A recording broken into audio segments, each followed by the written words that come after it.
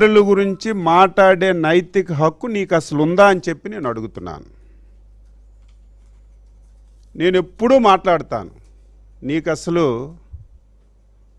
మాట్లాడే నైతిక హక్కు ఉండదు. ఎందుకంటే నువ్వేదో ఈరోజు కొత్తగా వచ్చి రాజకీయ పార్టీ పెట్టి నువ్వు మాట్లాడితే దానికి ఒక పర్థం ఉంటుంది. 2 సంవత్సరాల ముందు వరకు ఈ రాష్ట్రానికి ముఖ్యమంత్రిగా వెలగబెట్టినటువంటి వ్యక్తివి నువ్వు. 5 సంవత్సరాల్లో కూడా ప్రకృతి వైపరీత్యాలు వచ్చాయి. 5 సంవత్సరాలు కూడా ఈ రాష్ట్రంలో చాలామంది మత్స్యకార సోదరులు సముద్రంలో వేటకెళ్ళి చనిపోయారు. ఇదేదో కొత్తగా ఈరోజే జరుగుతున్నటువంటి విషయాలు కాదు. మత్స్యకారులు జీవనోపాధికి సముద్రంలోకి వెళ్తుంటారు. అప్పుడప్పుడు అకాలంగా ప్రకృతి వైపరీత్యాలు వచ్చేటప్పుడు చాలామంది చనిపోవడం జరుగుతుంది. నేను స్పష్టంగా అడుగుతున్నాను, 2019 గొడ్డల పార్టీ అధికారంలోకి వచ్చిన తర్వాత ఇదే విధంగా సముద్రంలో వేటకెళ్ళి ప్రకృతి వైపరీత్యాలు వచ్చేటప్పుడు 275 మంది చనిపోయారు. అదేదో నువ్వే చంపేశావు, నీ వల్లే చచ్చిపోయారని నీ అంత అవివేకంగా మాట్లాడడానికి మేము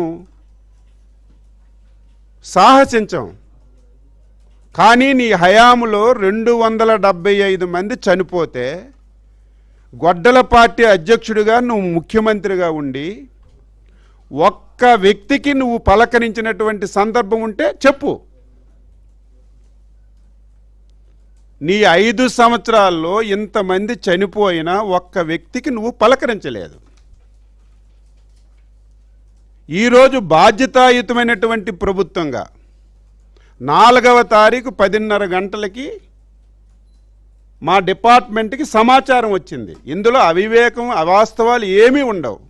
10:30 గంటలకి మాకు సమాచారం వస్తే ఈరోజు ఈ ప్రభుత్వం వచ్చిన తర్వాత ఇటువంటి ప్రకృతి వైపరీత్యాల్లో ఏ ఒక్కరికి ప్రాణ నష్టం జరగకూడదని ప్రతి బోటుకి ట్రాన్స్పాండర్ నిర్మించాం, వాటికి అరేంజ్ చేశాం.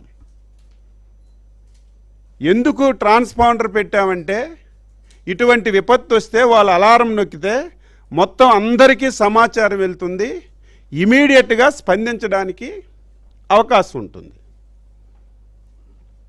మా డిపార్ట్మెంట్కి 10:30కి సమాచారం వస్తే ట్రాన్స్పాండర్ ఆన్ చేయడం సందర్భంలో వాళ్ళు ఎక్కడున్నారో తెలియలేదు,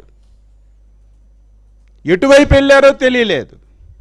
ఇమీడియట్గా డిపార్ట్మెంటు వాళ్ళ కుటుంబ సభ్యుల్ని సంప్రదించి బోటు యాజమాన్యాన్ని సంప్రదించి ఎటువైపు వెళ్ళారు, ఏ ప్రాంతానికి వెళ్ళారని చెప్పి తెలుసుకున్న తర్వాత ఇమీడియట్గా 11:30 గంటలకి కోస్ట్ గార్డ్కి, నేవీకి, కలెక్టర్ గారికి ఇమీడియట్గా సమాచారం ఇచ్చి ఆపరేషన్ ప్రారంభించిన విషయం మీ అందరికీ కూడా తెలుసు.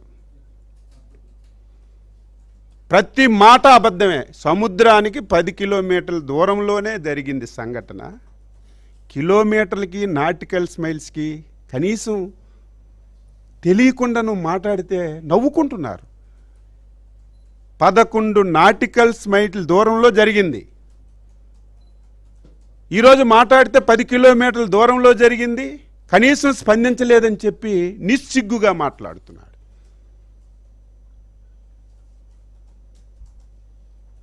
వెంటనే డిఐజీ గారు, నేను ఆ రోజు 3 రోజులు అదే పని మీద ఉన్నాడు, మంత్రులు వెళ్ళలేదు, అచ్చెన్నాయుడు గారు వెళ్ళలేదు. అచ్చెన్నాయుడు ఎక్కడ సంఘటన జరిగిన 6 నిమిషాల్లో ఉన్న వ్యక్తిని. ఈరోజు రాజకీయాల్లో కాదు, 30 సంవత్సరాల నుంచి రాజకీయాల్లో ఉంటున్నాను. ఎక్కడ ఏ ప్రమాదం జరిగినా, ఏ విపత్తు జరిగినా 6 నిమిషంలో ఉన్న వ్యక్తిని. సంఘటన జరిగిన రోజు అనుకోకుండా నా 2 కళ్ళకి క్యాటరాక్ట్ సర్జరీ చేయించుకున్నాను. 1 వీకు బయటికి వెళ్ళొద్దని చెప్పి డాక్టర్లు సలహా ఇచ్చారు, సేమ్ డే.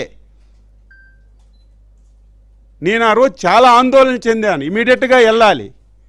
వెంటనే కలెక్టివ్ గవర్నెన్స్గా మా మంత్రి కొండపల్లి శ్రీనివాస్ గారికి ఫోన్ చేసి మా ఎమ్మెల్యేలకు ఫోన్ చేసి ఇమీడియట్గా వాళ్ళ కుటుంబ సభ్యుల దగ్గరికి పంపించాం, పోర్టు దగ్గరికి పంపించాం, అనునిత్యం పర్యవేక్షించాం.